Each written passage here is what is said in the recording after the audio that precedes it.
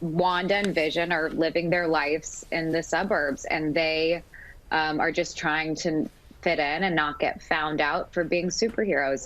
But yet everything's not exactly as it seems.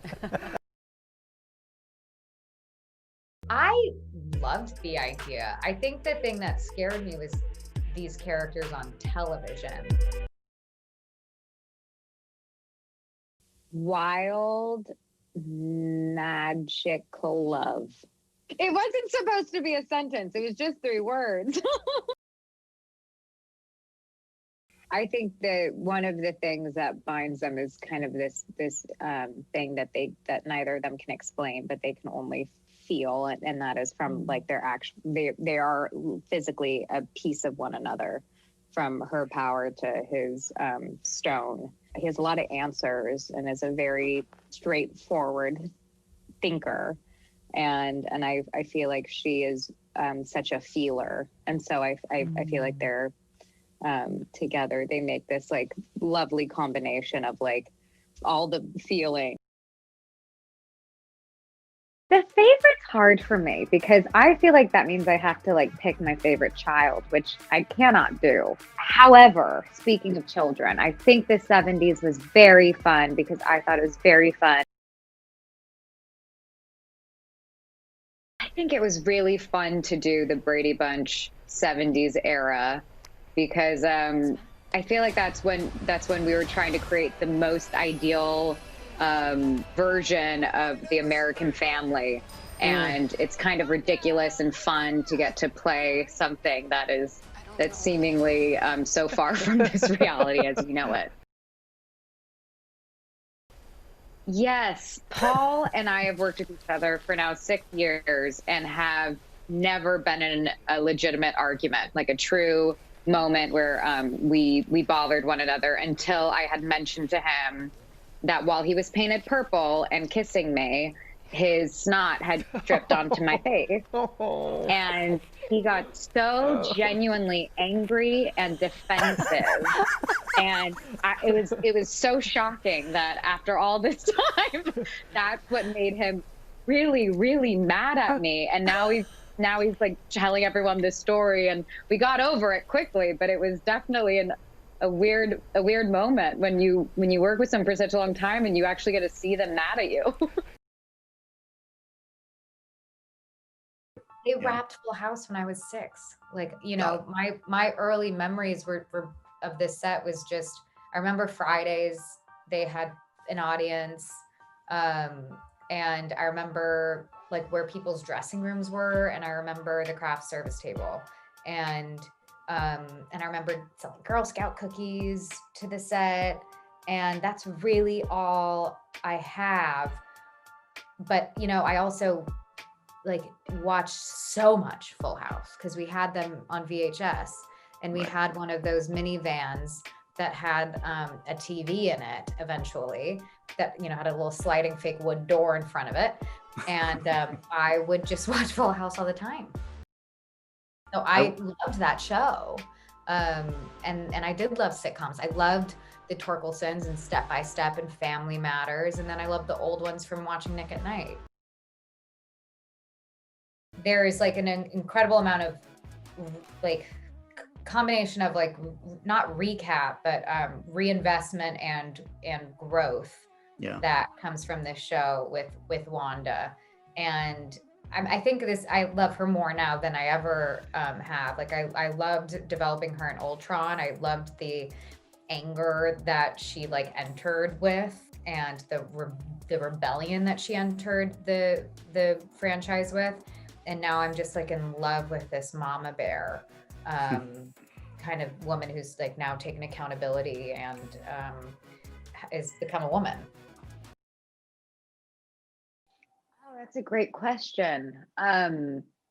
What I have loved exploring with her is developing her into a woman. I mean, you know, we watched her. I mean, I was younger. I was in my mid-20s, and I'm in my early 30s now, and I do feel like that is quite a transition. And so it's fun to play her with all that angst from the beginning and morph that angst into grief into accountability, into, you know, what all the things we have to struggle with over time from traumatic loss. So it's just, you know, it's just been fun having multiple ways of exploring her experiences and then really getting to bust the door down with this show.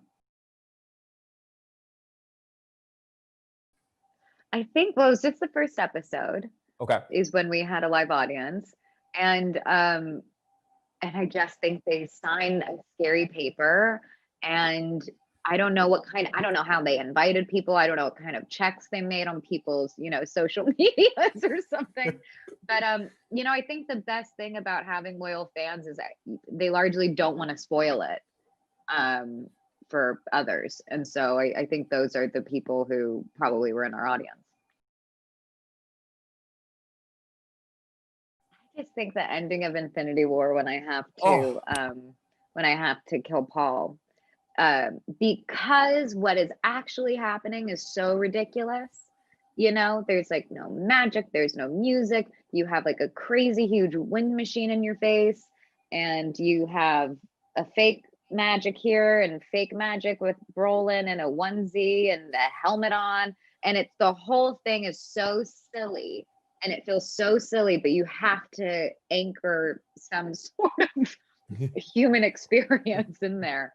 But I just think a lot of the times we find ourselves, even in this show, we find ourselves doing ridiculous things, and it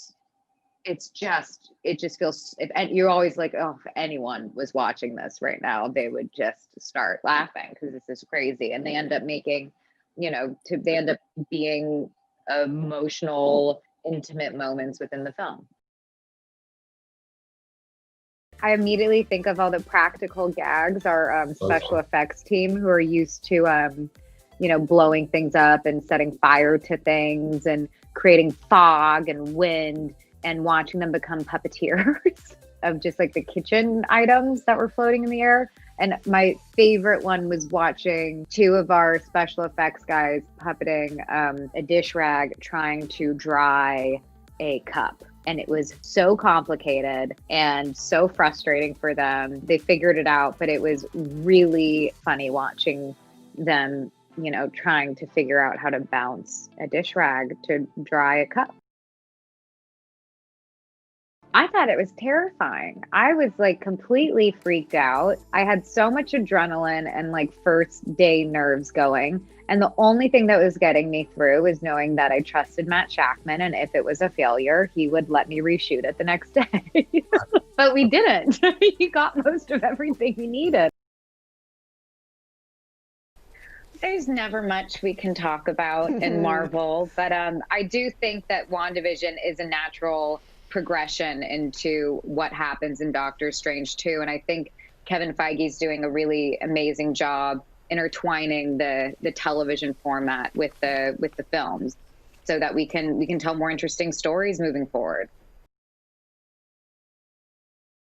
You know, I was a dancer and I loved musical theater. And so it started when I was 7, and there was this musical theater camp in the Valley at a temple called Adad Ariel and in North Hollywood. And a bunch of my friends every summer we would do it. And that was my core group of friends. So musical theater and doing plays became a really identifying quality of my grade that I, you know, went through elementary school with. So I was oddly, my sisters didn't love being on like live theater. They didn't love live audiences. They were pretty shy and it made them nervous. And I was the one that was like, made everyone come to see me perform, you know, a musical that we made within 2 weeks, and they had to see 3 of them every summer. They have to go to every dance performance. And, you know, so it was always unique to me that I loved theater and dancing and singing. And so it never felt like a following for me, because it always felt like it was my path. And I was kind of ashamed of that path being from LA, because I was like, that's so, you know, as I got older, you know, 14, you're like, oh, that's so basic. Like I'm from Los Angeles, like everyone wants to be an actor here, and I'm going to do something with math because I was good at math. And it wasn't until like high school theater and getting to have an academic experience studying theater that made me like legitimize studying acting. It had to be academic. It couldn't just be performative. It had to have some other like esoteric way in order for me to justify it or justify paying for school for it.